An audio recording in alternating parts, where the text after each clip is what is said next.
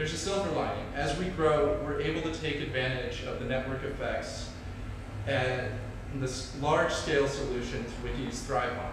Wikipedia isn't great because it's got 1,000 great editors. It's great because it's got millions of users, and from that, 1,000 great editors rise up. New technology allows organizations to grow with smaller capital investment in much more organic ways. Because the means of production are cheap, we can recruit a crowd, and leaders and forward thinkers will emerge from it. And the last principle that I think is key is reproducibility. I believe that there is a desire for a makerspace in every city in America.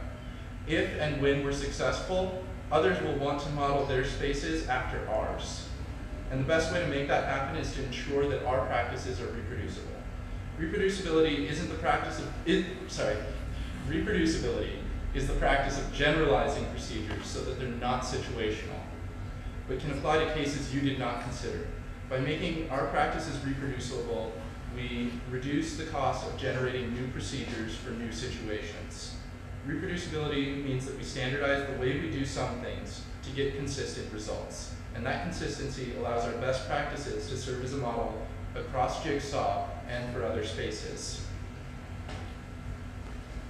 It's my intuition that Jigsaw would work better as a co-op.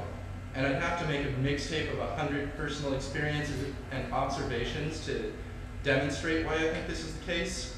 I'm going to refrain and just say that my fascination with organization and structure led me to this conclusion before I could put it into words.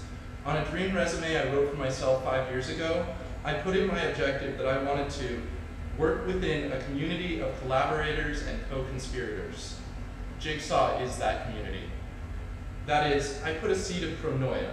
Pronoia is the irrational belief that there is a conspiracy of people out there who want to make you happy. I put this seed of pronoia in my own mind. And as a pronoiac, I think the conspiracy isn't limited to 50 or 100 Seattleites. Our community is comprised of similar spaces like Bucketworks, Noisebridge, Hackerbot Labs, New York City Resistor, and Quantslab. But it is also people who are tired of the old model of consuming and are ready to make. Because right now, in the present moment, which feels more like a poorly distributed future than ever before, people are ready to make their own lives again. Jigsaw is a very different and new kind of organization. We have allies in the hackerspace and co-working movements, and I'm glad for it. But I think this sort of organization needs all the allies it can find. Not because it's not a great idea, but because the dominant forms of organization are generally apathetic or antagonistic to new ideas. We can find allies in the cooperative movement, organizations that believe, like us, that many banding together for their mutual benefit are more productive than individuals standing apart. So, how can we become a cooperative? And why do I think we should become a cooperative? Because in many ways, we already behave like one. There are 7 cooperative principles. We don't adhere to 2 of them. We don't have democratic member control, and we don't cooperate among cooperatives. But we do follow the other 5 principles. We have voluntary and open membership. We have member economic participation. Members contribute equitably to Jigsaw. We are autonomous and independent. We focus on education, training, and information, and we are deeply concerned for the community. Our principles are already aligned with the cooperative movement. Jigsaw looks like a co-op, but if we don't put it in writing, we will never be one. What are the next steps? Well, regardless of whether or not we become a co-op, we need to generate the principles of Jigsaw. We need to create written guidelines. We need to adapt our current bylaws, which are grandfathered into us from the school factory, and we need to determine our democratic structure. I think that these can be done by committee, reviewed by the board and voted upon, and then reviewed by the membership and tweaked appropriately. And the last step is going to slice.coop on October 23rd. SLICE is a local conference focused on strengthening local, independent co-ops everywhere. It's being held in Seattle. Tickets are $60, but they've got work trade and scholarships available. I'm going, and I'm hoping that more members of Jigsaw will come with me. That's all I've got for my presentation. I'm sure you have questions, so feel free to ask now.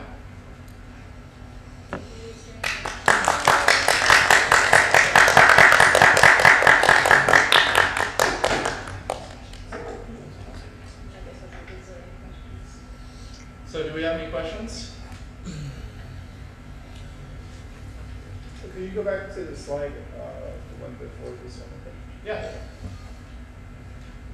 What do we need to do to get democratic member control? We need to institute a democracy. At the moment, How our do you do that? well, that's what I'm talking about when I'm saying we need to write our bylaws. We need to write into our bylaws probably annual board elections, and then let the board continue to make decisions. One of the ways that I saw that worked really well was actually biennial board elections, where half is up for election in any given year. And that way you had continuity, and the whole board wouldn't turn over. Absolutely. It's definitely a problem of brain drain if we've got everyone up for election every year. Well, it doesn't mean you replace everyone every year, of course. No, Not necessarily. but it means that it could happen that everybody would be replaced in 1 year, which We'd have to be screwing up if everyone was replaced. So I want to know more about the economic impacts of becoming a formal co-op. So do I. Okay. That's why I'm going to Slice Back Co-op. I don't have, I know you've asked questions about what are our personal liabilities as a co-op.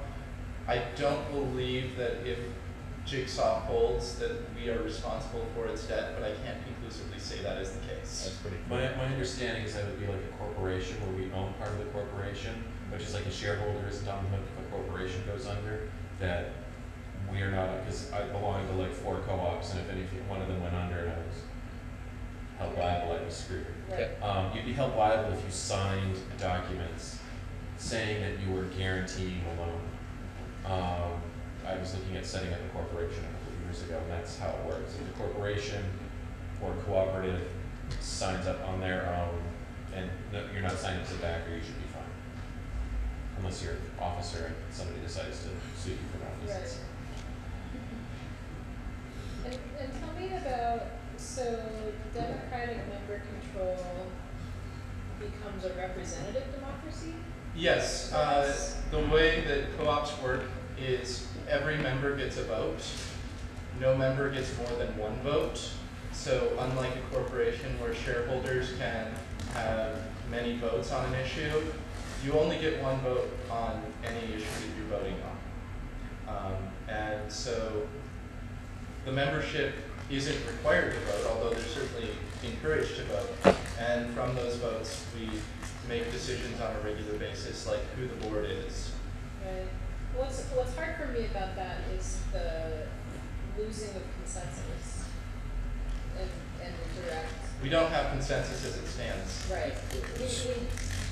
In practice, it works out that way an awful lot, but in my understanding is that in codified descriptions of how things work, it's Well, and democratic. certainly we could build into the bylaws that a strong majority is required for any, like, we could make it so that 67% of the voting membership needed to vote for a person for them to be competently elected.